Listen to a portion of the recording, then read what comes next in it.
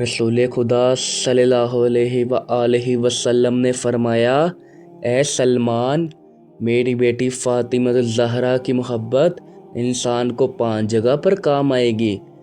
پہلی وہ الموت، دوسری القبر، تیسری البرزخ، چوتھی المیزان اور 5ویں المحشر۔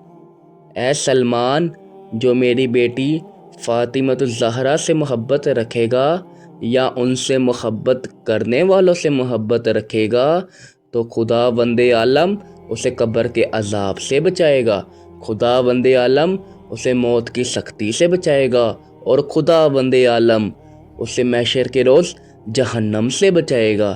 تو سلمان، ہر انسان کو چاہیے کہ وہ میری بیٹی فاطمہ الزہرا سے محبت رکھے اور ان سے محبت کرنے والوں سے بھی محبت رکھے، اور خدا اسے اجر عظیم عطا فرمائے گا۔